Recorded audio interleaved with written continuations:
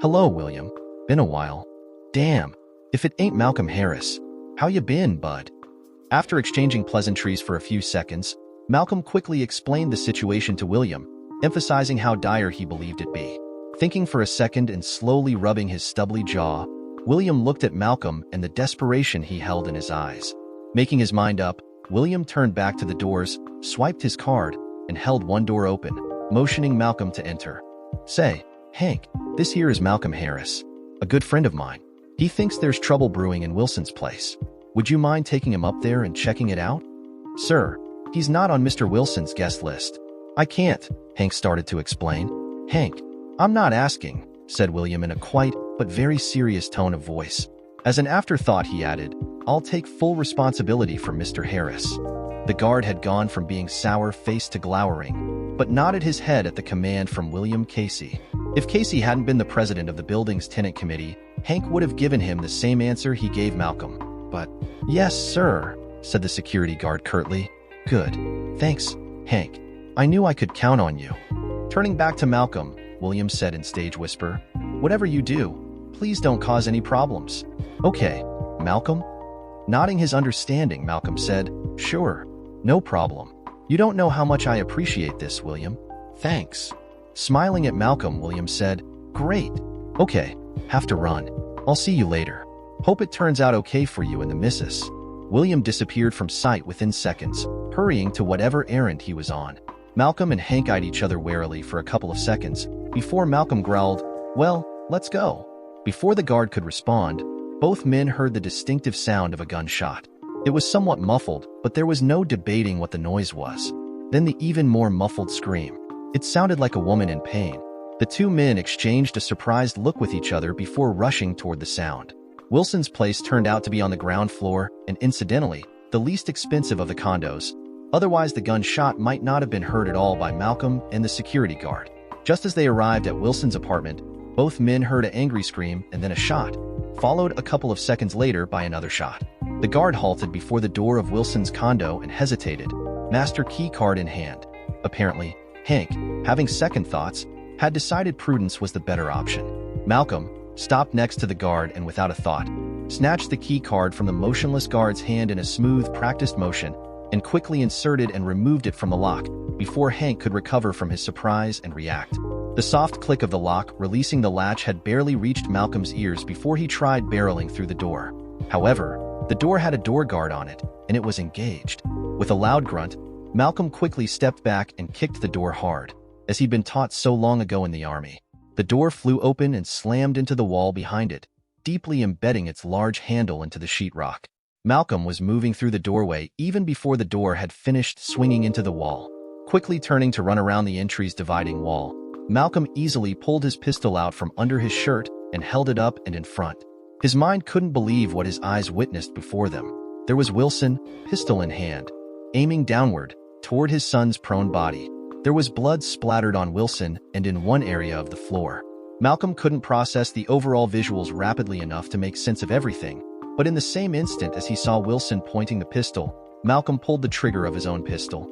The look of utter surprise on Wilson's face as he crumpled into a heap where he stood was affirmation enough for Malcolm that he'd hit his target. Running up to Wilson, Malcolm kicked the weapon away from the gasping man before checking on his son. Jackson was breathing, if a bit shallowly. His blood-soaked shirt indicated a wound, and Malcolm quickly located the small hole in the shirt caused by the bullet that had struck his son. It was a chest wound, and Malcolm knew that sort of wound was very bad. Hearing a familiar but still odd sound behind him, he turned to see the security guard pointing an automatic pistol at him. My son has been shot. Call 911, yelled Malcolm, trying to distract the guard as well as get him to call for help. I'm going to apply compression. Hank, and used to such violent drama, decided to do what he'd been told. It felt comfortable having someone else be responsible. Holstering his pistol, he grabbed his cell phone and called for help. As Malcolm administered what first aid he could, he heard the overly loud voice of the security guard talking, but he ignored it and instead took a quick look around. At first, Malcolm couldn't understand what he was seeing. It just hadn't registered, since his initial concern was focused on his son. But as he noticed what else lay before him, his eyes widened and his stomach heaved as he recognized the splattered red mess that was his wife. Had been his wife. There was no sense in checking for life. Malcolm could tell from how her head was shattered that she was long gone. Unable to stop his stomach from heaving, Malcolm turned his head away from his son and retched atop the body of Ian Wilson. The volume of vomitus that Malcolm spewed seemed to exceed what he had had for breakfast. He continued to hurl for several seconds until it was no more than bile, then dry heaves. The bitter taste in his mouth seemed to bring everything into sharp contrast. As his thoughts strayed, he thought of Jessica in their earlier years. He recalled how they first met, the first time he met her parents, meeting her sister, the dates they went on, the fights they had, and the couple of times he and Jessica had broken up. Not in a million years would Malcolm have thought their relationship would end like this. What Jessica had done to them, well, he was done with her. There was no going back. Maybe there would have been no forgiveness, but as much as he wanted to, he would have never have hurt Jessica.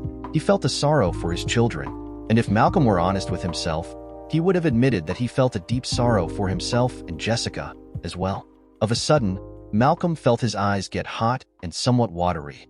Shaking his head, he banished all further thoughts of his wife and turned his attention back to Jackson. Throughout all this, Malcolm never once relinquished the pressure on his son's shoulder wound. Careful not to turn his head too much as to bring Jessica's body into view, Malcolm set his eyes on his son.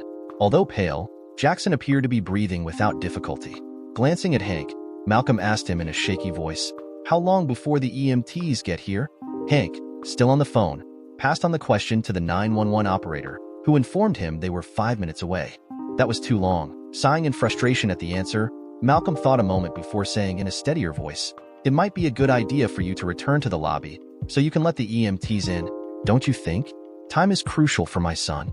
Cursing at his thoughtlessness, and the fact that a man he didn't really like had reminded him of his job, Hank spoke into the phone as he headed out of the bloody apartment, saying in parting, "Don't shoot anyone else." The remark was meant to be sarcastic, but Malcolm had his thoughts elsewhere and didn't pay Hank's words any attention. It was less than 5 minutes before the first responder entered. To Malcolm, it had seemed like hours as he carefully monitored his son's condition for any changes. The two EMTs took over and Malcolm suddenly had nothing to do but watch as one of the EMTs checked his son's vitals, started a 4, and prepared him for transport. They also checked on Wilson and found him to be alive, barely. The two EMTs split the two patients between them until a second unit arrived. As soon as the second medical team arrived and began prepping Wilson, the first team hustled Jackson out of the building, and then the cops arrived. Malcolm had no sooner stepped out of the building, following in the wake of the gurney carrying Jackson and the two EMTs, when he saw the security guard pointing him out to a thin man dressed in a rumpled dark blue suit. There was a uniformed officer with him, and more arriving in their vehicles, blue lights flashing and sirens blaring, as Malcolm looked on. Before Malcolm could board the ambulance to ride along with Jackson to the hospital, the man with the rumpled suit jogged up to him, saying authoritatively, "Mr. Harris? Please wait. I'm Detective Hunt, and I have some questions for you." Turning to face the policeman, Malcolm's look was one of icy coldness. "I'm sorry, Detective, but my son has been shot and I need to go with him, since he's unconscious, and no doubt the medical staff will also have some questions." More along the lines of his medical history, though. After a long, thoughtful look at Malcolm, the detective nodded his head slowly. "All right, Mr. Harris. I'll be right along to take your statement. Don't leave the hospital." Without replying, Malcolm turned and entered the now waiting ambulance. It was more like 6 hours before the detective arrived, along with two uniformed officers. By then, Jackson was out of surgery and resting easily. As it turned out, the bullet hadn't hit anything vital. However, Jackson would face a somewhat lengthy and painful convalescence, and maybe some physical therapy. His son was lucky. The bullet had hit one rib, been deflected, and ended up lodged in another rib, breaking that rib. The round had also torn some of the chest muscles, and that's where therapy would come in. It would be a tough time for Jackson, but the important thing is, his son was going to be all right. Now, Jackson lay unconscious in bed, in a private hospital room, with his father sitting in a very uncomfortable chair next to Jackson's bed. The doctor who was in charge of Jackson's case said they would keep him sedated for a couple of days to allow the worst of the pain to pass before waking him. Malcolm had finally gotten in touch with Trisha, who was out of town with some friends. He told her about Jackson, never mentioning anything about her mother. He would wait until she was in front of him. Then he would tell her. It wasn't exactly a kindness, since, at the same time, Malcolm had yet to come to terms with what he'd seen. He still couldn't get those images of Jessica's broken, gore-smeared head out of his mind. He probably never would. He wasn't even sure he wanted to. It sure was a hell of a way to remember the woman who he'd once loved as his better half. Trisha would be there in a couple of more hours, and Malcolm knew he had to get his shit together. For himself, for Trisha, and eventually for Jackson. Malcolm wasn't sure if Jackson knew his mother was dead. Lowering his head into his hands, Malcolm simply let his thoughts slip away. It was easier not to think. Shit, he hadn't called Eric. He could do that now, before Trisha arrived. Malcolm was reaching for his phone when the cops opened the door and entered the room. Before Malcolm could do nothing more than to turn around in his chair, the cops were standing next to him, surrounding him. And they didn't look friendly. "Mr. Harris, stand up," said the guy, sternly, who'd identified himself earlier as Detective Hunt. "What?" got out Malcolm, before the two uniforms grabbed him by the arms and forcefully lifted him out of the chair. Before Malcolm could protest his treatment, the two cops pulled and bent his arms behind his back, forcing him to the floor. They weren't gentle about it either. "What the hell?" yelled Malcolm, as someone's knee came down on the back of his neck. "Don't fight and it'll go easier," yelled one of the cops atop him. He could also feel something heavy and rough on his spine, right in the middle of his back. Maybe a boot. "Martin, hurry. Get the cuffs on him. He's trying to break free." Malcolm was attempting no such thing, but nevertheless he heard the slide of an automatic pistol as it was readied. He sensed more than saw the pistol being pointed at him. "Quit fighting. You're going to get hurt if you don't calm down," said the other cop. The knee placed on his neck ground down until he heard his vertebra crackling. The pain was also mounting quickly, until he let out a painful grunt. Malcolm heard someone step near his head, as he lay on the hospital floor barely able to breathe in gasps. "You should have cooperated when you had a chance to do so, Harris. It would have gone a lot easier on you. Now look at you, trussed up like a hog and ready for the slaughter," Detective Hunt said with a mirthless laugh. "Okay, get him up." Detective Hunt ordered the officers. "We're now going for those questions. Only at my place." "Oh, yeah, one tiny thing. Malcolm Harris, you're under arrest for attempted murder." Even through his fog of disbelief, Malcolm felt an even more incredulous surprise at the policeman's offhand pronouncement. The police questioned him for hours. Malcolm wasn't sure how long they kept at him, since he wasn't facing the clock that hung on the wall behind him. There were two reasons for that. One was because they had chained him to the chair and table, so his movement was restricted. And secondly, his neck had become very painful. Even as he wasn't chained in place, he couldn't turn his body to look at the clock anyway. From the beginning, Malcolm had told the police, especially that Detective Hunt, that he wanted an attorney and medical attention. In that order. The only thing the cops had done was to switch out interrogators. At first, as soon as he made his demands, Hunt had left the room, and Malcolm was left alone for a time. Then another detective had entered. He claimed he was a welfare observer, seeking only to ascertain his mental health and physical condition. He introduced himself as Manuel Fernandez, without announcing his title or rank. He didn't look Mexican, since he was a black man. Maybe from Cuba. Hard to tell nowadays with all the globalization going on, although he did speak with some kind of slight Spanish accent. Fernandez began with the usual questions you ask someone who is injured, but slowly steered his questions toward what had happened at Wilson's place. Sure, the questions were still veiled, thinly, behind the subterfuge of concern. "Come on, man. I'm trying to help you out here. Did you get hurt when you smashed the door? Does your shoulder hurt now? Is that when you hurt your neck? Or, I bet your neck was hurting when you shot Mr. Wilson. You probably didn't mean to shoot him. You don't look like a man that would shoot someone, at least, not on purpose. You must have been hurting from your shoulder and neck, and you accidentally fired. Is that it? Is that what happened? Does your neck hurt now? Or, man, it's one thing to heal the body, but man, you gotta heal the mind first. So the body heals faster and heals right. Know what I mean? The only way to do that is to unburden yourself, man. Free the soul. Free that spirit inside you, so the body can begin to heal. Confession is good for the soul. I go to confession every Saturday, and it makes me feel like a new man. Know what I mean?" Malcolm, despite his ever-increasing pain, now spreading into shoulders and arms, evaded the questions, refusing to be drawn into the deceitful game Fernandez was playing, and repeatedly asked for his attorney and medical attention. Until, "Detective Fernandez, get out of there. Now," said an electronically amplified voice that Malcolm hadn't heard before. Fernandez's eyes shot wide open in unpleasant surprise, and a second later he literally jumped out of the chair he'd been sitting in.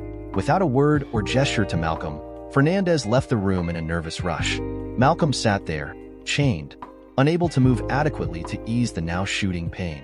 Each time the jolt of pain hit, he would be sent into his own little world, fighting against the ever-encroaching whirlpool of darkness that threatened to suck him down into its black depths.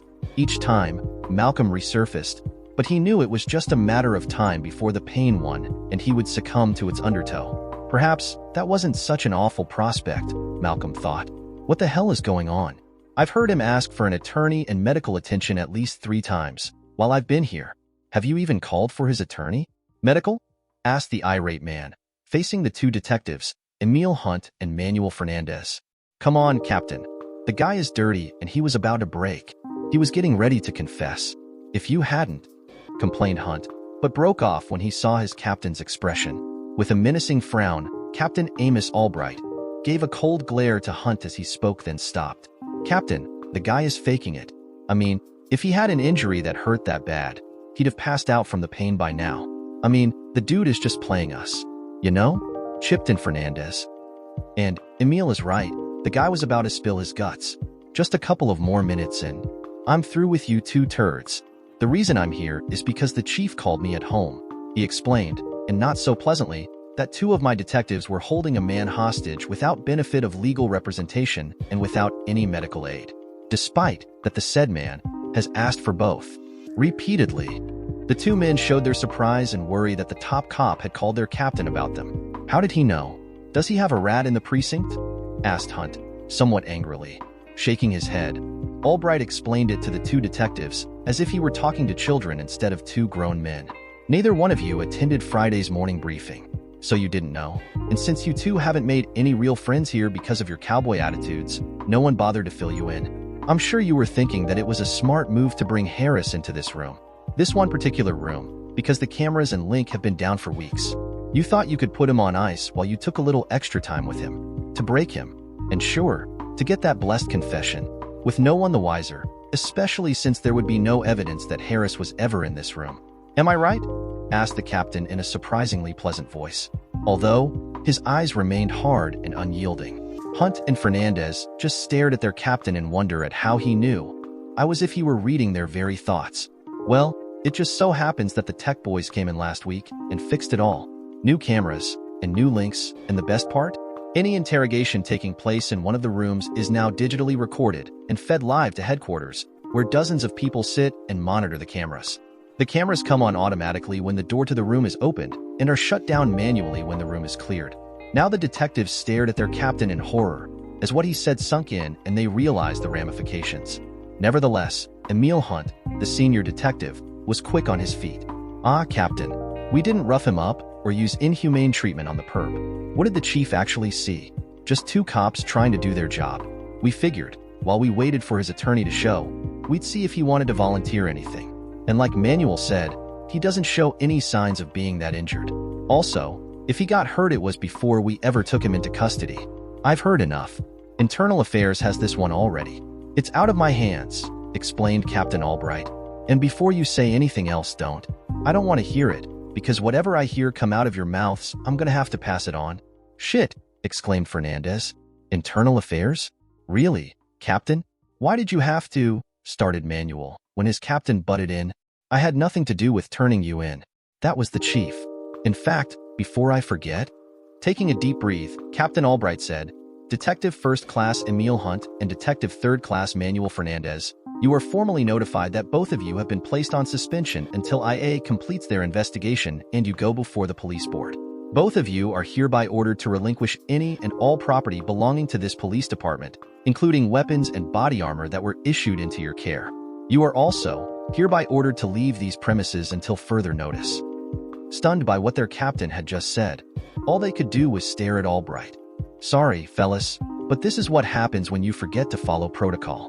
And the chief witnessed it along with about 30 other people. Sighing, Albright said, more gently and with a softer expression, Go home and call your representative.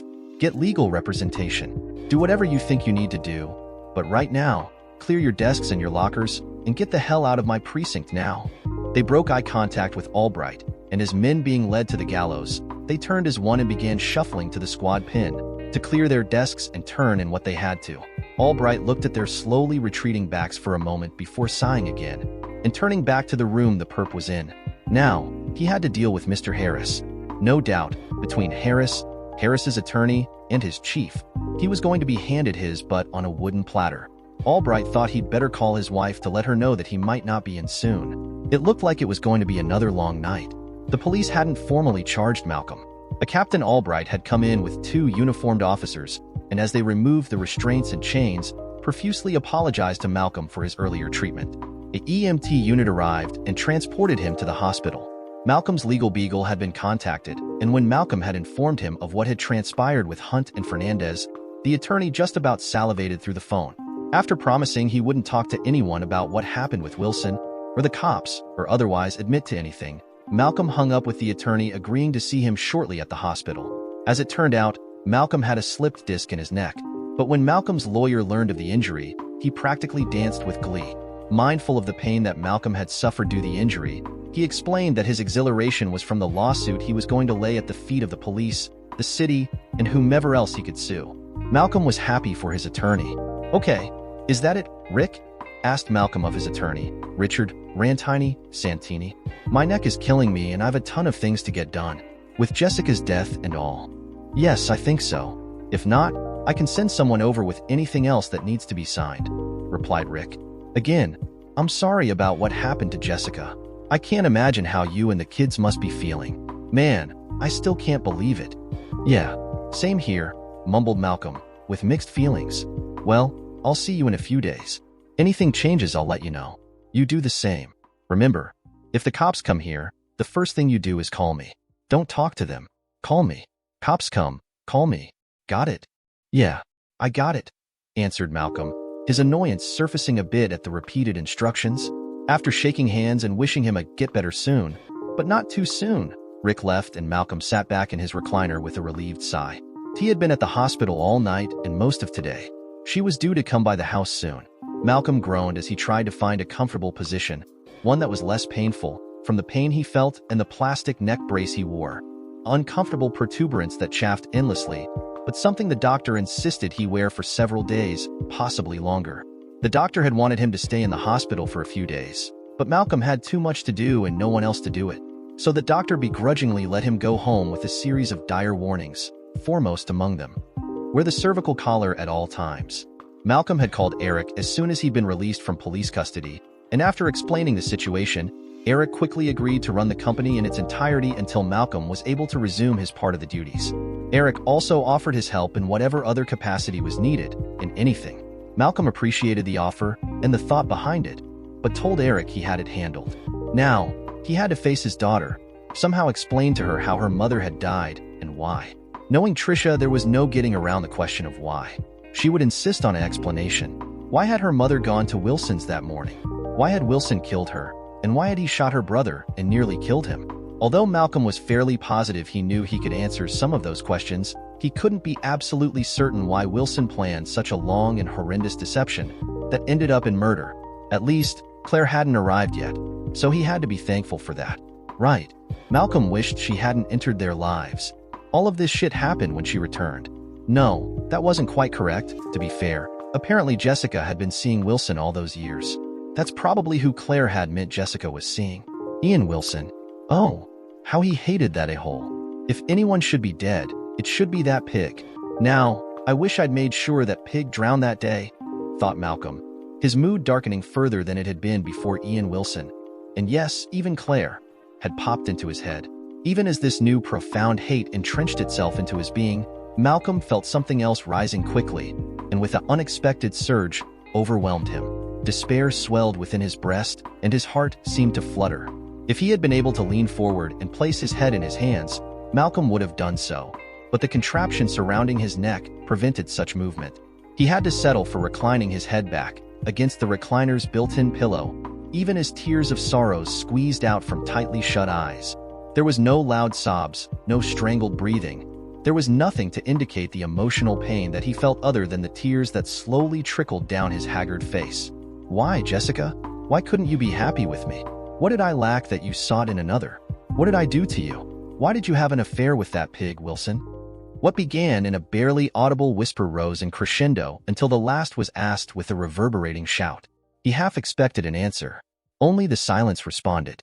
Explaining to Trisha was worse than Malcolm could possibly have imagined. At first there was shock, and she couldn't react or respond to anything her father told her. The anger came next, and she flailed at Malcolm, raged at him, her mother, and Ian. Then the immense pain that came with the acknowledgement that there could be no denial of the facts settled in. Trisha became despondent. Her mom was dead, and nothing was going to change that. Jessica wasn't coming back. After, she cried in Malcolm's arms for what seemed hours, although it was really just a few minutes. Then a short time later, Claire shone up, like a whirlwind, breezing in, disrupting everything. Yet, there was a sort of order to Claire's presence, even if Malcolm could barely stomach his dead wife's sister. She took control almost immediately, cooking, washing clothes, cleaning, and whatever else Trisha needed. Malcolm was surprised, although it wasn't enough to overcome his annoyance at Claire's presence. Still, who would have thought Claire could be so domestic? He certainly wouldn't have guessed, groused Malcolm to himself. There was something else that irked him. Not once had Malcolm noted any emotional reaction to her sister's death. Granted, everyone reacted differently in the face of death, but he had to wonder how Claire could be so casual about her sister's death, not shedding a single tear as she comforted Trisha. Eventually, Trisha wound down and finally went up to her old room to sleep. Malcolm had too much on his mind, plus his neck had begun to hurt relentlessly for him to sleep. So he sat in his recliner, trying to make sense of the pieces that had become his life, staring blankly at the wall in front of his eyes. She's going to be okay, Malcolm. Trisha is a strong young woman, much like her mother and her dad, said Claire tiredly as she entered the den, breaking his dark contemplation. Grunting an answer, Malcolm continued to stare straight ahead, ignoring Claire's intrusion as much as he could. Slowly walking around his chair, so as not to startle her brother-in-law, Claire stepped into his field of vision. Clearing her throat, she looked him in the eyes unhesitatingly, saying ever so gently in a voice softened by fatigue and something more, "I'm so sorry, Malcolm." Malcolm flicked his focus to her, and knew wonder for a brief moment before shifting his gaze back to the wall. His face was set like granite, and his eyes glistened like flint in the dim light of the den. Claire couldn't tell how her words might be affecting him. Still, she felt she had to continue. "Trisha told me Jackson is going to make a full recovery. I'm so glad. I couldn't imagine, well, I'm just glad.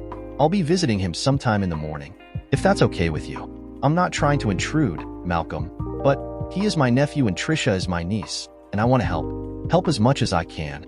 Where were you all those years, you bitch, and now you want to take care of my family? What about your sister, bitch?" asked Malcolm silently. "Or don't you give a shit about her?" As if reading his mind, Claire said, somewhat uncertainly, "I would also like to attend Jessica's funeral. Things were left up in the air between us before I left. I'd like to have some closure. If you say you don't want me there, I'll still go, but I'll stay in the back, away from everyone. She was my sister, even if I didn't treat her like one." Nothing seemed to move the mountain, called Malcolm. Claire could see that whatever impact her words were having, it was hidden within the silent man. "I guess I'll go. I still have to get a hotel room, and it's late," explained Claire as she began walking out of the den. "Good night, Malcolm." Before she had completely left the room, she heard her brother-in-law say something. "Wait." Claire, surprised at his abrupt and harshly vocalized word, stopped and turned around, curious as to whatever else he had to say. "It is late. There are a couple of spare bedrooms you can use. You can spend the night, or not. Your choice. But, if Trisha needed you, it would be best if you were readily available." Malcolm had spoken in a detached voice. One might have even said it was a voice leached of all emotion, and his posture had been in sync with his words, as he hadn't moved a muscle. He continued to stare straight ahead. If Claire had been facing him, she might have seen what looked suspiciously like a tear roll down his face, however.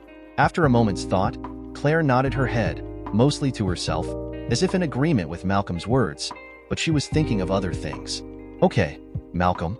Thank you. I think I will stay. See you in the morning. Good night." He'd reverted back to grunting, and as Claire heard Malcolm's acknowledgement, she smiled sadly. Ashes, dust to dust, looking for that blessed hope when the Lord himself shall descend from heaven.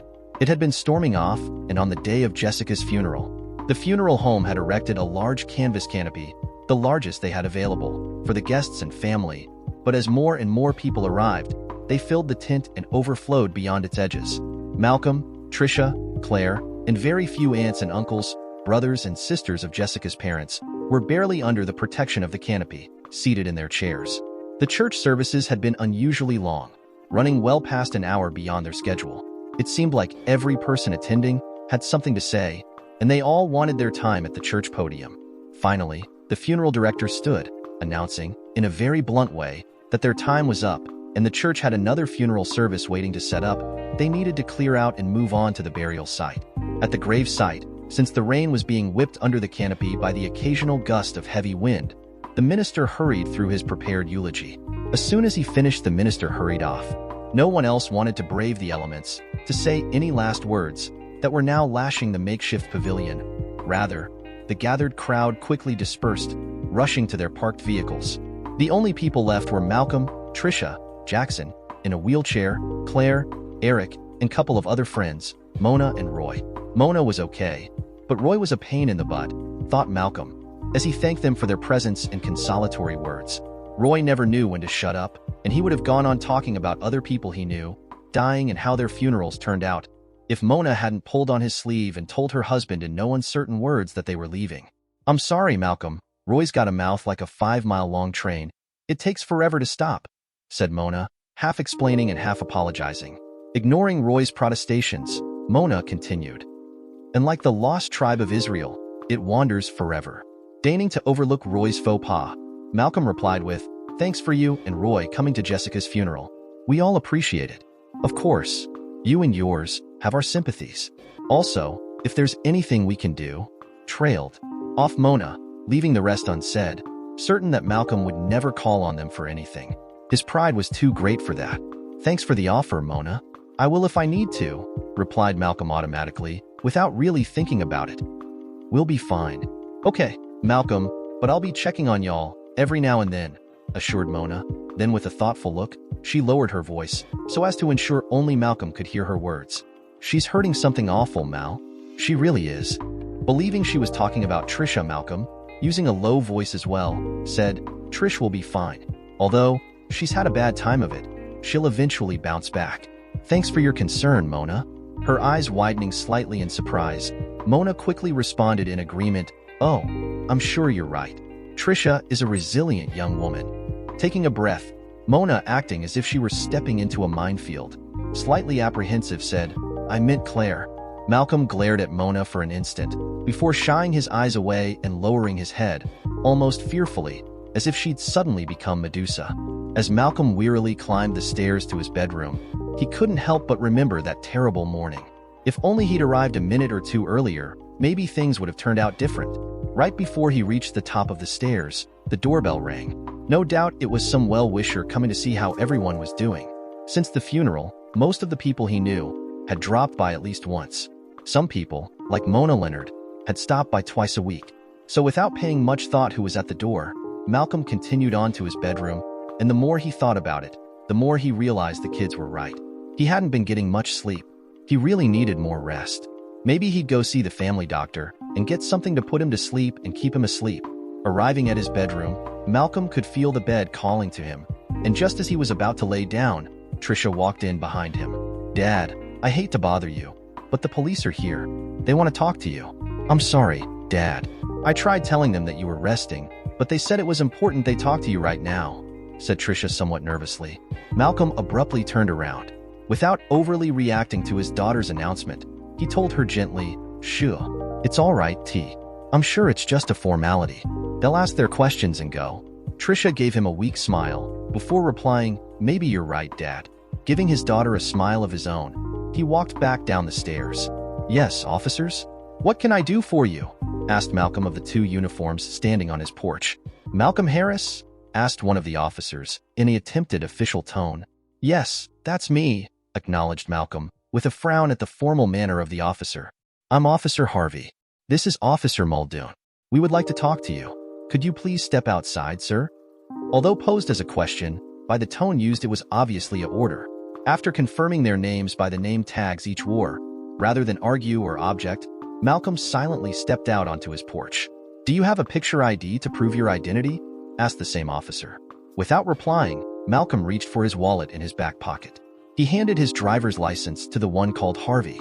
After examining it and then scanning it on a portable scanner attached to his belt, he returned the license to Malcolm. Noting the questioning look on Malcolm's face, the other cop, Muldoon, grinned, explaining, "This the latest gadget that the department's trying out. It scans a driver license, tabulates the information, and after, we can print out tickets, instead of writing them out, check for wants quickly, which used to take some time.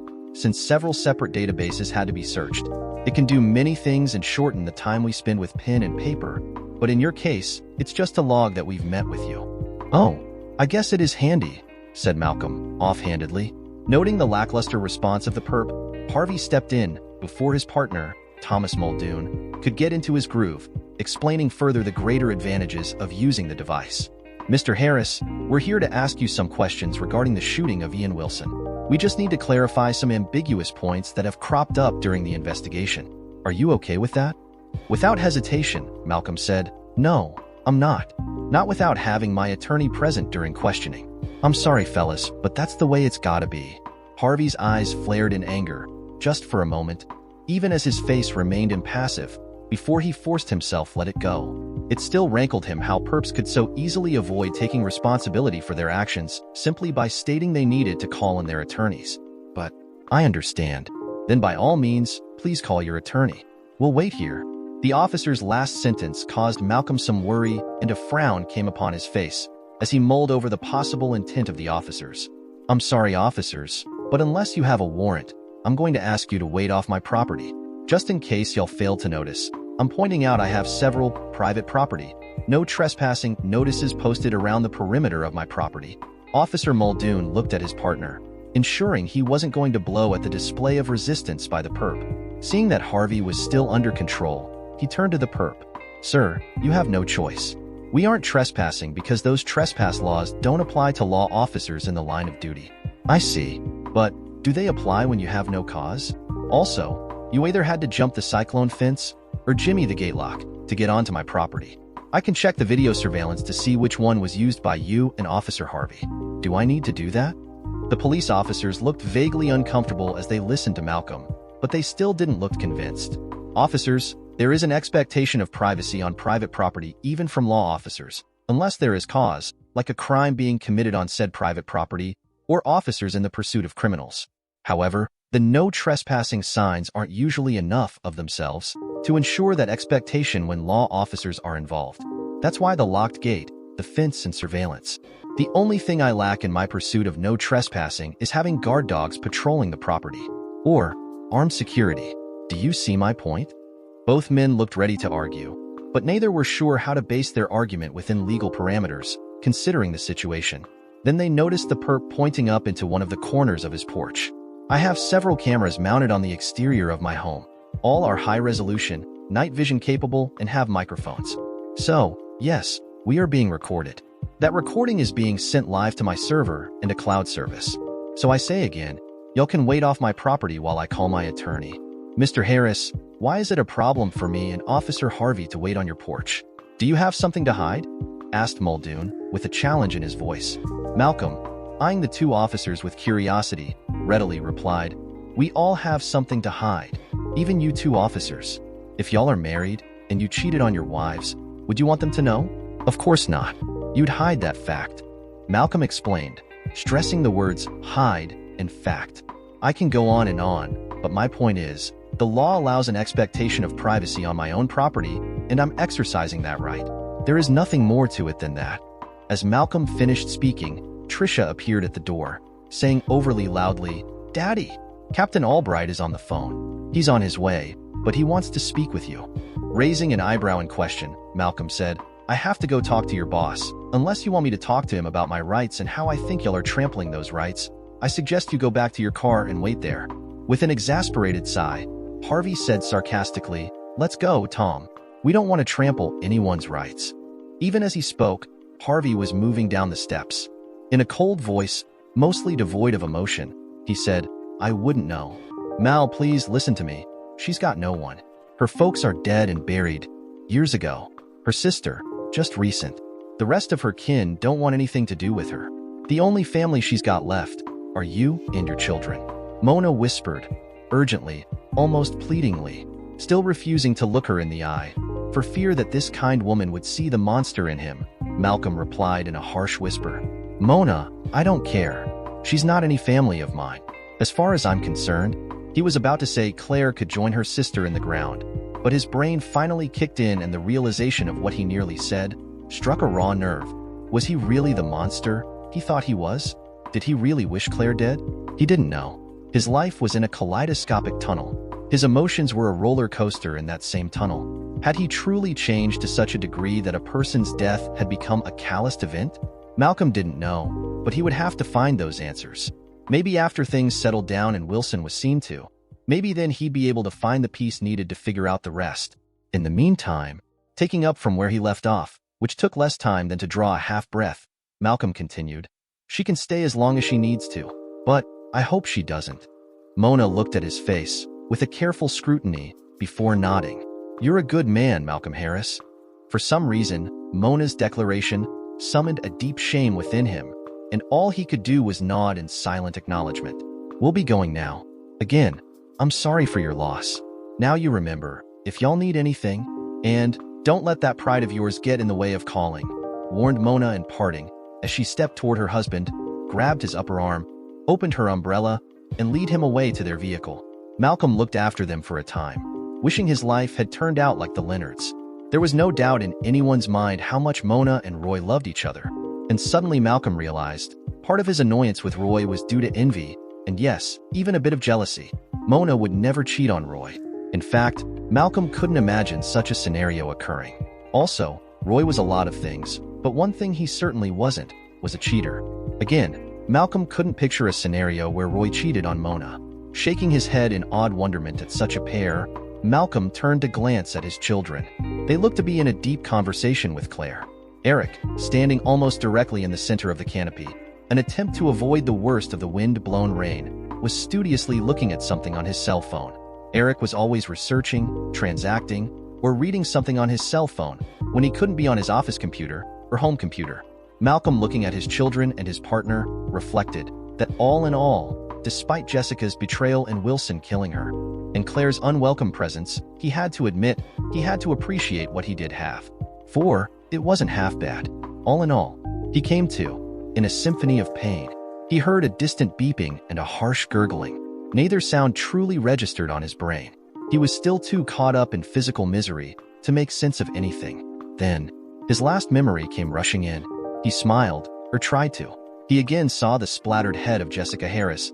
Most of her skull had simply shattered, leaving a large hole in her head as the explosive impact of the bullet exited out the side. Then, there was nothing after that. His memory was simply blank, until he awoke a minute ago. He thought he heard someone screaming, but that could have been the echoes of remembrance. Wasn't Jessica screaming when the top of her head came off? He wasn't sure. Nevertheless, the thought made him smile.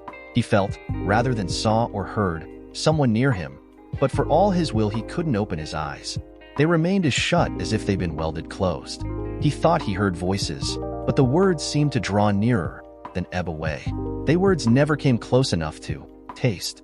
No, to something else. He could hear the screaming more clearly, and perhaps louder. Whomever it was, he wished they'd shut up. In time, he felt an overwhelming sleepiness descend upon him, to suck him down, once again, into its dark but peaceful depths. Stop worrying, Dad. I'm fine, or would be if you didn't ask me how I was doing every 5 minutes, said an exasperated Jackson. Really, I am, okay? Looking at his son for a lengthy moment, although dubious, Malcolm nodded his head in acknowledgement. Tricia, who stood nearby, added her opinion. Come on, Dad, Jackson's fine.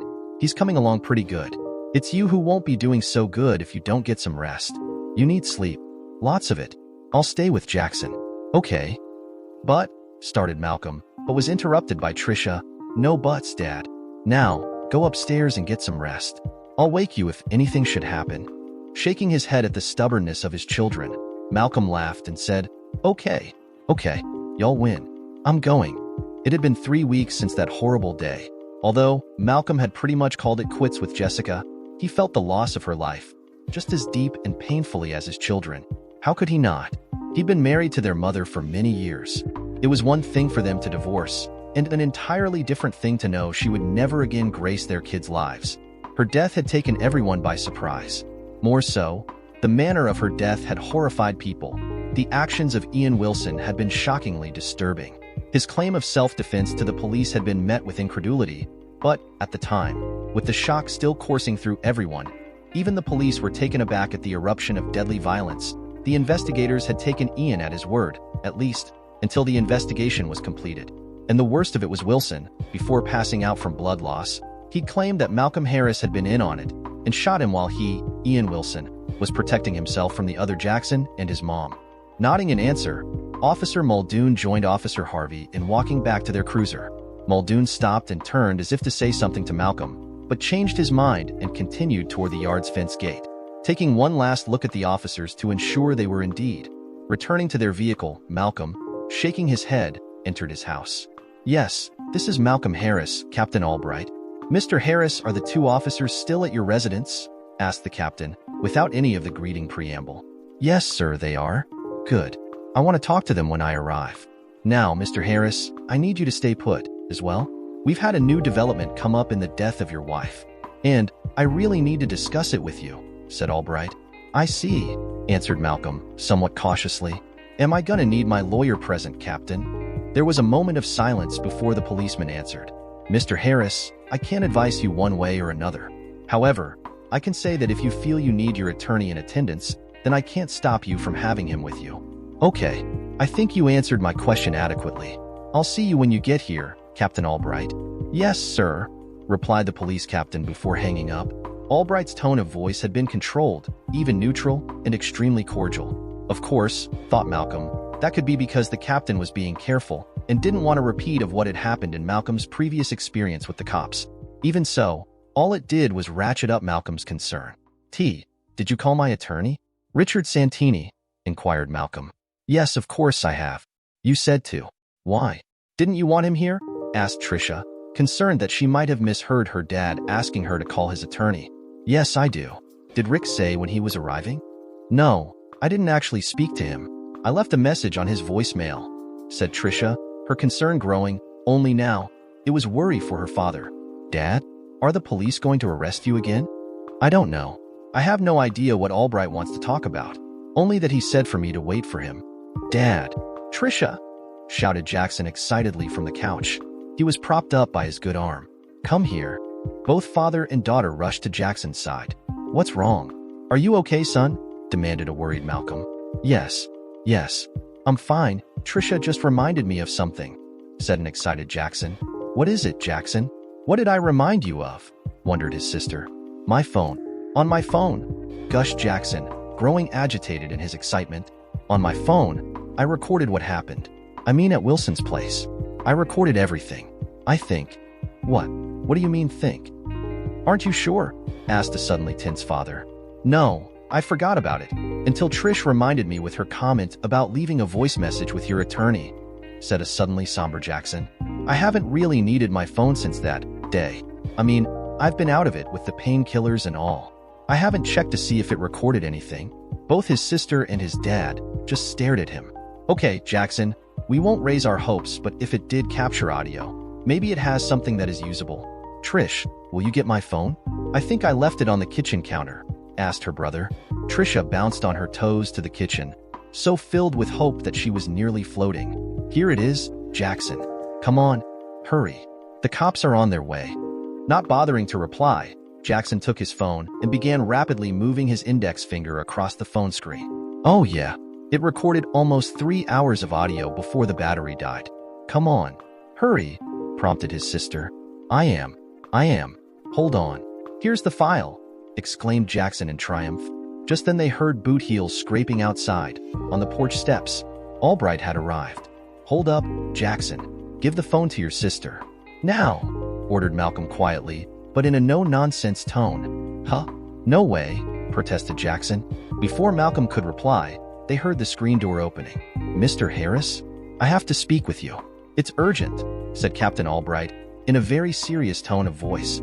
"Come in, Captain," said Malcolm in greeting, while looking at his son and pleading silently with his eyes for Jackson to follow what he'd said. "We're in the living." "Oh, you're already in?" "Yes, sir. I'm afraid it's not good news.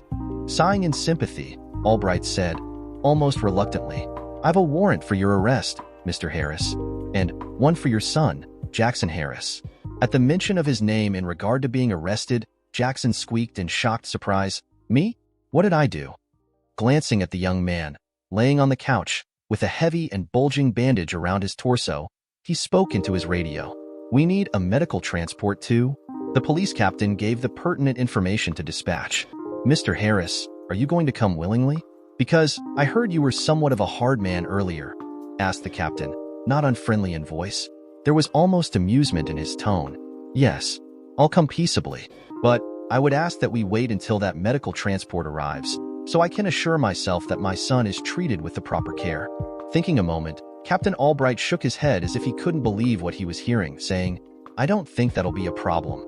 We are going to have cuff you, though. Standard procedure. Shrugging, Malcolm said, I understand, and so saying, he turned around, putting his hands behind his back. Jackson, give Trisha her phone. Huh, that's my, started Jackson in complaint.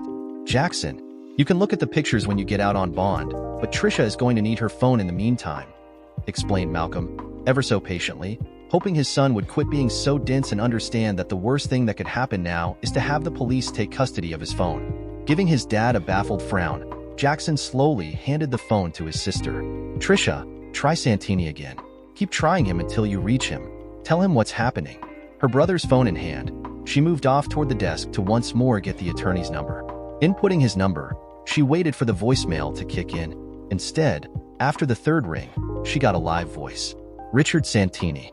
How can I help you? Answered the attorney in a rich baritone. Trisha quickly explained who she was and the situation, but didn't mention the audio file.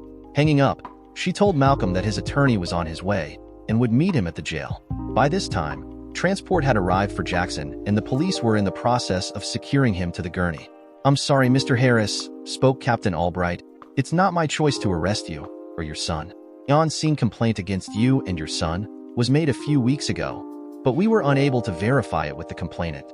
It wasn't until yesterday that the complainant regained consciousness, and we were able to verify his initial complaint. The district attorney has charged you with breaking and entering, attempted murder, unlawful discharge of a weapon inside the city limits, trespassing on private property, terrorizing citizens, and malicious intent. Malcolm was, to say the least, shocked at the numerous charges brought against him. Of course, he knew who the unidentified complainant was. What he didn't understand was why Wilson was going after Jackson. Confound it. Why didn't you turn this recording over to us sooner? You might have been able to head off a lot of legal trouble, Mr. Harris, said Captain Albright, anger tinging his voice. As I've already stated, I didn't, began Malcolm, before his attorney, Richard Santini, cut him off. I think my client has already fully explained. The facts of the story aren't going to change by you asking the same question over and over. The tension in the conference room was readily palpable, and it hadn't helped that Harris's attorney, Rantini, was constantly interjecting his client's words with his own rebuttals. Okay, fine. You didn't know it existed until right before we arrested you. But, to be honest, that sounds awfully convenient. And, I'd have to say, as if it were planned. Be that as it may, Captain, even my son didn't remember he had it until his sister said something that reminded him of it. So take it or leave it. That's what happened. Look, Captain Albright, my client's son is willing to turn over his phone with the original audio file. The only thing anyone has done is to download a copy of the recording, and I'm the one who did that, but I've not listened to it either. In fact, as far as I know, no one has heard the recording since its existence came to be known, explained Santini. Mulling over Rantini's words, Albright passed a hand over his face, trying to wipe away the tiredness he felt. Coming to a decision, Albright said, Okay, turn the phone in. My lab will process it and… Whoa there, Captain. How long will all that take? I'm figuring your lab is probably snowed under, so they won't get to it for some time, is my guess. Am I right? Glaring at the attorney, for both interrupting him and pointing out one of the deficiencies that he had to contend with, he replied in a strongly controlled voice. I don't know, Mr. Santini. I'm sure we can expedite the process. Why do you want to know? Instead of answering the policeman's question, Santini opened his attaché case and drew out several items, including a laptop. Captain, here's the phone in question. With that said, Santini slid over a clear plastic evidence bag to the policeman.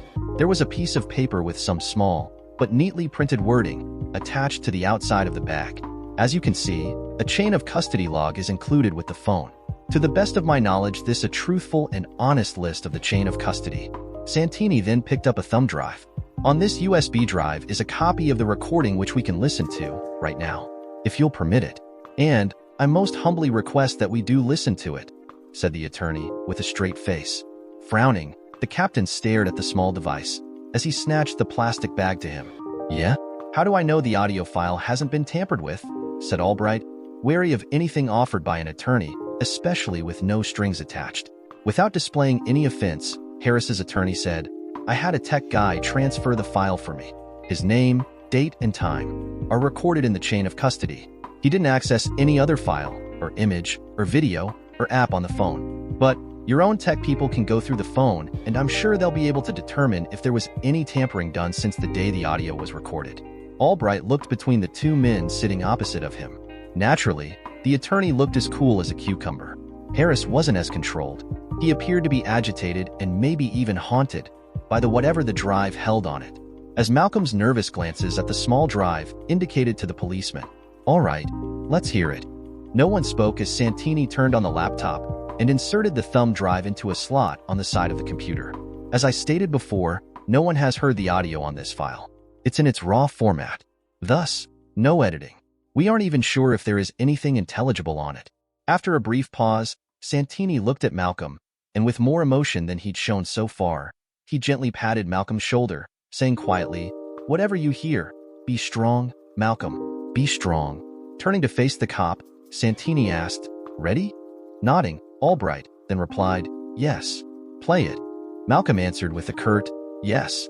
There was a series of unidentified sounds, lasting a moment, then somewhat muffled and distorted. But despite all that, it was heard clearly enough. Forget what I said, you stupid bitch. The three men listened to the events as they unfolded nearly 4 weeks ago. As every word was uttered and the emotions climbed, Malcolm felt helpless in the face of something that had already occurred, yet felt like he should be able to do something to stop it. At times, as Malcolm listened, he gasped in disbelief at what was said. Even though his face remained nearly expressionless, tears streamed down his face. They heard the first gunshot, and Malcolm nearly jumped out of his chair. He knew that his son had just been shot. Even though Jackson was okay now, just the thought of his son being shot was some unstoppable horror that filled Malcolm to bursting. Hearing it was far, far worse. None of the men could believe the cold-blooded words spoken in such a calm and deliberate way by Wilson. Even Albright was taken aback at the gleeful way Wilson explained what he was going to do to his victims. Then they heard Jessica Harris scream, wait, followed by a loud gunshot. They heard Wilson speak again, and another gunshot. The cop even winced at hearing that. He knew what it meant. Then they heard what must have been the door bursting open.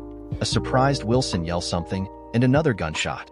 Albright eyed Harris as the recording continued. The tears had stopped, but he could still make out the streaks that remained behind on Harris's cheeks. Embarrassed, the policeman looked away. They finished listening to the recording until the three men knew it was over. More than once, Malcolm wanted to yell out to turn it off, but somehow managed to hold it together, although he felt as if someone had pierced what remained of his heart. Richard Santini was simply shocked at what the recording held, but he also felt gratification and knew his clients were innocent. Although that wasn't usually an issue with him, he was glad that Malcolm and his son were not guilty and going to be set free. Captain Albright, as he listened to the recording, felt empathy with Malcolm Harris in a way he'd never felt for a suspect ever before. It made a difference when hearing the actual event as it transpired. He really felt for Harris, for what his wife did to him with Wilson, and for how she died. But he also had a job to do. Well, asked Santini of the cop. That one-word question was loaded with heavy meaning, and Albright knew what Santini, and ultimately Harris, wanted. That was very enlightening, but it'll take a few days to clear it up, and if the audio file checks out, it'll take a couple days to drop the charges on Mr. Harris and his son. I'll personally take the phone to the lab and sit on them until they check everything out. In the meantime, I'll go see the district attorney and play him the copy. I'm not saying he'll move it on right away, but I think we can get Mr. Harris a get-out-of-jail-free card. I doubt he'll spend the night. Is that good enough for you, counselor? Appearing to mull over the cop's offer, Santini looked at Malcolm. What do you think? Want to go for it? Shrugging, Malcolm said, sure, as long as my son is included in that deal. Both? Harris and Santini looked expectantly at the cop. With an exaggerated sigh, Albright, "I figured as much, so yeah, he's in on the deal. But he'll still be questioned as to the particulars of the recording." "Okay. Sure, I understand.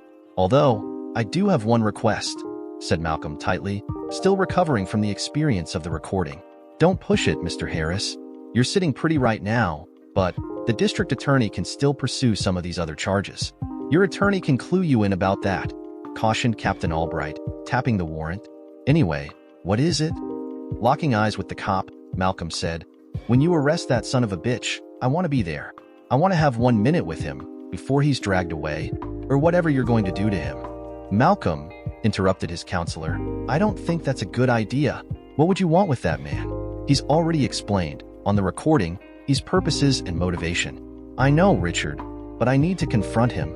His gaze still locked on with Albright, Malcolm said reassuringly. "I'm not going to shoot him or screw him up some other way. I just need to talk to him. Do you understand what I'm saying?" After a second's hesitation, the captain nodded slowly. "I think I do.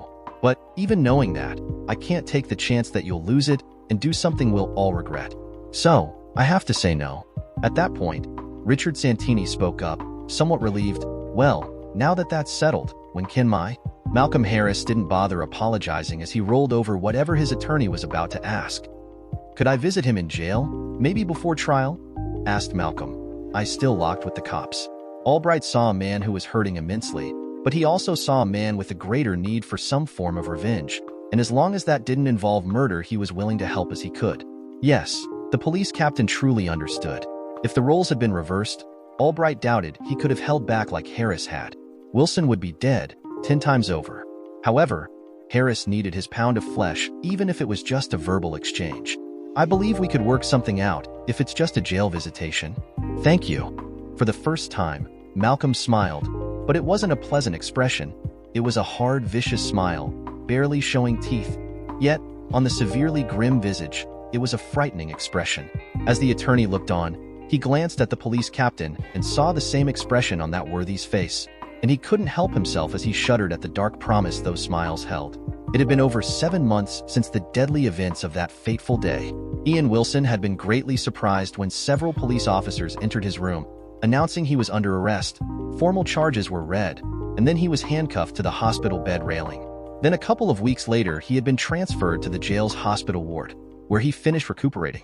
Now, Ian Wilson sat on his bunk, in his 4-man cell, as he read, at least, for the 100th time, several pages of the letter he held in hands. Hands that at one time were rock steady, but now shook as if they were branches caught in a gale force wind. The letter was from his attorney. He'd received it 9 days ago. It wasn't good news. No matter how many times he read it, its message never changed. Once he'd gotten past the legal babble, the letter simply stated that his cash funds, which amounted to over $10 million, and all his properties and investments, which totaled nearly $18 million, had been frozen. $28 million, and he couldn't touch not one single dollar, which meant, for all intents and purposes, he was broke.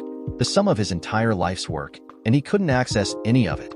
Naturally, his attorneys were working to get some of that money released, if for nothing else than to pay for his defense. So far, their efforts had not been fruitful. What really pissed off Ian was the person who had his monies frozen was Malcolm Harris. Harris had filed suit for the wrongful death of his wife, and the judge had frozen Ian's accounts to keep anyone from moving them until the case was heard. When he got out, maybe he'd pay Malcolm Harris a visit. Yes, that would. His vengeful thoughts, although as pleasant as they were interrupted by the guard announcing he had a visitor. After being shackled at the wrists and ankles, Ian was led off. The jail guards led him past the small room that held the 3 monitors and the cameras that were normally used for video visitation purposes. Ah, so it was one of his attorneys that was here, thought Ian. They must have some news. Either they managed to get that damnable audio file thrown out, or somehow they were able to have some of the funds released. He hoped it was both, but perhaps that was too much to ask for. Then again, maybe not. Ian felt a cold smile crease his face, mirthless though it was. The guard escorting him stopped Ian short of a heavy metal door. It had a wired embedded glass window cut into it. Another guard unlocked the door, and upon entering sat Ian down on a metal chair firmly secured to the floor. One guard watched over the other guard as he latched Ian's metal restraints to the metal rings set into the stainless steel table and into the concrete floor. Visually checking his handiwork, The one guard tested each ring by giving it a strong tug. Satisfied both guards then left the room, leaving Ian alone. Neither guard had said anything, and nor had Ian. Ian had quickly learned that communicating with guards, other than for basic needs, was a bad idea. The guards were wont to ignore an inmate as to beat one senseless when provoked. Most things provoked the guards. Then there were his fellow inmates, where trust was a difficult thing to come by, yet very easily lost. Talking to the guards, that is, if those uniformed tin gods even deigned to speak with a lowly inmate, could easily be perceived by other inmates as being a stool pigeon, or rat, snitch, snout, telltale, fink, or weasel. Regardless of what an inmate was called, he would never be trusted again, and worst, no one would buddy up to you. No one would be there to have your back, since it would be in every inmate's best interest if you were put out of their misery. Ian had learned, adapted, and yes, even excelled in the ways of surviving jail life. Now, he might not have to endure that life much longer. So, with some anticipation and a sliver of hope, he waited on his attorney. After an indeterminate amount of time, since waiting by yourself in silence, with nothing but your own thoughts to pass the time, has no outside reference, it tends to distort the passage of time. The large metal door on the opposite side of the room was opened. A guard walked through and placed himself just to the side of the door. On Ian's side, he heard the door behind him open and slam shut. A glance behind him showed that a guard had entered and placed himself in the same manner as the other guard in front of him. This was different. Ian had met with his attorneys thrice before, and after securing his restraints, the guards had left to give him the privacy he needed to speak with his attorneys. So, it wasn't his attorneys that had come to see him. This new situation filled Ian with a detached curiosity, one that, for today, broke up some of the day-to-day monotony of his incarceration. Wilson heard a distant door clang shut with a metallic ring. Then, the door directly in front of him opened up and his visitor stepped into the room. Malcolm Harris. Wilson thought he should have guessed the identity of his mystery visitor, but he was too caught up in his own problems to fully focus, so he'd simply assumed. Yet, it was inevitable that the cuck would eventually show up. A malicious smile crossed Ian's face. Well, if it isn't Jessica's cuck of a husband, Malcolm Harris. He spoke especially loud for the benefit of the guards in the room and whomever else was listening in. However, instead of reacting to the taunt, Harris walked towards the table, sat down and stared at Ian. His eyes were like shining marbles of brown, glistening in the fluorescent light. For some reason, Harris's eyes reminded Wilson of a snake's eyes. Cold, distant, and reptilian. There was no emotion showing on Malcolm Harris's face. It was as if his features were carved of a stone-hard material. Ian Wilson knew what Harris was up to. He'd often used it in meetings with clients. It was a psychological move designed to put another at a mental and emotional disadvantage. The first to blink, lost. That is, the first to cave from the tension had a disadvantage from that point on. Ian Wilson was a master at the game and could outwait the best and had. What could some bumpkin from the outskirts do on someone as well-versed and heavily experienced as he was? Nothing. Harris was so still, not a movement showed, that Ian wondered if the man, sitting across from him, was even breathing. It was a minute later, during a mental interlude, that Wilson felt it, the malice, the ice-cold emotionless, even the frosty stare that seemed to reach out and take a hold of his soul. What the hell have you come for? Didn't the death of your bitch tell you anything? Well, cuck, speak up. Only the echoing silence that followed Wilson's rant answered him. A moment later, and Ian had to fill the quiet. Say something. What did you come for? Wanted to see the better man? Is that it?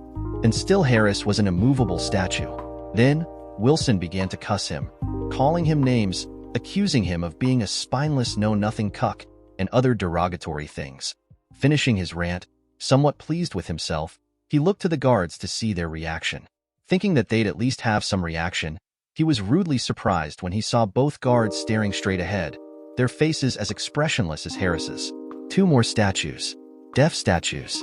A few more minutes of the same, with Wilson ranting, Harris sitting unaffected, with no action by the guards, had Ian feeling as if he were in the Twilight Zone. Guard. I want to go back to my cell, shouted Wilson, to the guard standing behind him.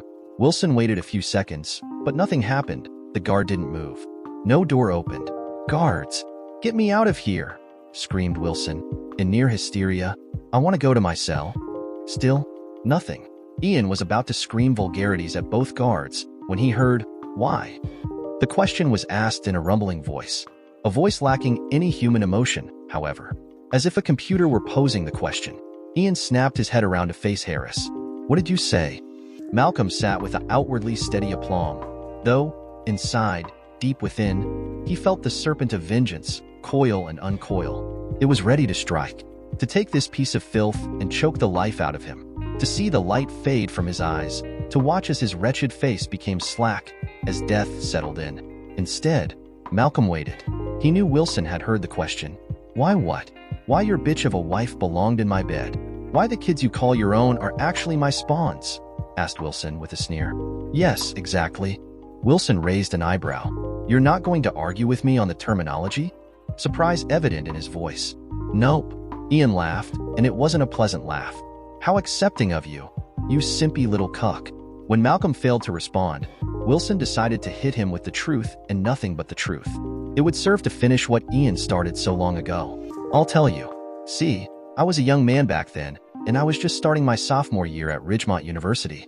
I'd gotten there through a football scholarship. I had it made. I was going to college, I was playing what I loved, and I was single and free. With me so far, cuck?" Ian looked into Malcolm's eyes and saw nothing more than his own reflection. But the cuck was listening good. One day, a warm summer day, a friend and I were walking through some park nearby the school when we see this girl running. She was one hot bitch. So, naturally, we wanted to get to know her better. We tried to talking to her, but the bitch laughed at us and ran past. I didn't like being laughed at. Still don't. So, my friend and I ran after her. We were just going to have a little fun with her, maybe teach her to be nicer. We were in the middle of that when you showed up. You tackled us. Remember, bitch? Malcolm had all but forgotten that incident, despite it being the way he had met Jessica. He just never dwelt on the memory. And it was so long ago. Could it be possible? Yes. Well, I'm glad you do, cuck. Because I've never been able to forget it. You broke my ankle and tore my ligaments. It killed my chances to play football. I was even going to go pro. Then they took my scholarship away. I couldn't even go back to school. But, see, I didn't know any of that. I was in the hospital for weeks, in a cast with pins in my foot and ankle. I expected the cops to come looking for me. Everything that damn hospital room door. I thought it was the cops coming for me. But, when they didn't, I figured you all didn't report the little incident. I had told my folks that I injured myself while I was running. Anyway, when I was released, my parents told me the news. They'd held back that little tidbit about the school until I was well enough to go home. The ankle healed, but my foot was never the same, and I've walked with a limp since. I vowed revenge on you and her. I didn't know the name of the girl or the boy who had rescued her, but I persevered. The girl, it was easy enough to ask people about the girl who ran through the park. It wasn't until your nuptials were announced that I was able to close in on you. I still didn't know it was you. But I got lucky eventually and discovered how you and the bitch met. And voila, I had you. Then opportunity came knocking. It was some family gathering. I had a friend, who was related to the Robertsons, arrange for him and I to attend. All I wanted to do was to get what was mine, what I'd been denied for so long. So, all I was going to do was screw the bitch and be done with her. Then you could have that cheating bitch. Then you showed up. You nearly drowned me. So, yeah, you made it personal. And well, the rest you know. Malcolm sat there, surprised by what he just heard from Ian Wilson. It was so weird. How could anyone hold a grudge for so long? Everything that had happened was because he wanted to screw Jessica all those years ago? This guy was nuts. Insane. He'd better end this before he did something that he'd regret. Shaking his head in disbelief, Malcolm slowly stood. Ian's eyes followed him as Harris rose from the table. "I'm almost done here. Then I'll leave you to whatever awaits you in there," said Malcolm calmly, pointing in the general direction of the main jail. "Your story doesn't quite end there, Wilson, does it? You didn't get to play football, but you did okay for yourself since then. You managed to turn a few dollars and some junk into a successful enterprise through hard work and some daring. Your net worth is somewhere around 30 million. Yes, you're very resourceful and persevering. You should be commended." Malcolm could easily see that his compliments were puffing up the little piece of shit. Then, Harris's finally broke into a toothy smile, although the expression was better suited on a piranha. "Well, Ian Wilson, I'm glad you did so well for yourself, because I'm going to take every last bit of it from you." "Yup, I am. Then, I'm going to portion it out among several charities." Imagine that. All that hard work, a man's life's work, gone, poof, just like that. But the best part, at least for you, is you don't have to die to leave it to charity. In an instant, an inarticulate rage filled Ian, and he started shouting, "You a-hole! You aren't going to get shit! You can't touch it! My lawyers will fight you all the way!" "Oh, I didn't say it would be easy. I'm sure it won't be, but I will win. Eventually," said Malcolm with the same smile still on his face. "Wilson, you should have never tried to assault Jessica. If you hadn't, you'd have been that famous football player we'd all be talking about. You would have been able to complete your schooling, and who knows, after retiring from football, maybe gotten yourself a used car lot." Dropping the smile, Malcolm's face returned to its neutral expression, although his eyes grew harder than before. "You tried to kill Jackson, and nearly succeeded. You used Jessica, then you shot and killed her. Truth be told, if you should miss out on the death penalty and somehow get parole before you die in prison, rest assured, once past those prison gates, you won't have time to draw that first breath of freedom before you die." Malcolm said it calmly, but Ian knew that Harris meant every word he uttered. Ian Wilson, being who he was, wasn't about to show any fear to Harris. Instead, he glared at Malcolm, and if eyes had been daggers, Malcolm would have been stabbed 1,000 times. "One final thing," said Malcolm. "Here, this is for you." He pulled out a sealed envelope and tossed it on the table. "Some late-night reading." Malcolm turned and walked to the door, which the guard had already opened, and walked through, leaving Ian alone with the other guard. Ian turned toward the guard and asked him, "Sir, can I open the envelope?" Feeling the hatred for where he was, for those who told him what he could and couldn't do, and ultimately, for the humiliation he felt in asking for permission to read its contents, the guard looked at Ian as if he were a piece of shit stuck on his boot. "Yes, you got 5 minutes, then I'm taking you back to your cell." Slowly, he reached for the blank envelope, and with some difficulty, courtesy of his chained wrists, he managed to get it open without mangling the envelope too badly. At first, Ian didn't understand what he was reading. Then, with the utmost clarity, it struck him. He let out a low moan, which grew in intensity and volume. "No, come back here, you cuck. It's a lie, a damn lie." He felt his head grabbed, forced down to the table. "Calm down. If you don't, you're going to get a nice little zap from my taser," promised the guard. "You hear me?" Yeah, I hear you," panted Ian, trying to calm down. But, as he lay there with his face pressed against the cold metal, something died in Ian Wilson. He could feel it swiftly leaving until it popped out of existence, leaving nothing but a void where his will used to be. Where his life had once resided was naught but a smoking hole. Even a sense of hope seemed to be elusive. Another guard appeared and helped him unshackle Ian. As he was leaving from the room, he stumbled, like an old man or a broken one. The guard who had been in the room during Malcolm's visit picked up the envelope and the papers that were left on the table. He quickly scanned them. "Hey, hold up. This is yours. It's some DNA test results. Don't you want it?" asked the guard. Ian bleakly looked at the guard and replied, in a weak voice, soaked in defeat, "No, I don't." "Aren't you the father?" "That's just the point. I'm not," whispered Ian, his voice barren of any life, as the metal door closed behind him with a final clash of metal. Dear listeners, please share your thoughts in the comments section below, and don't forget to like, share, and subscribe.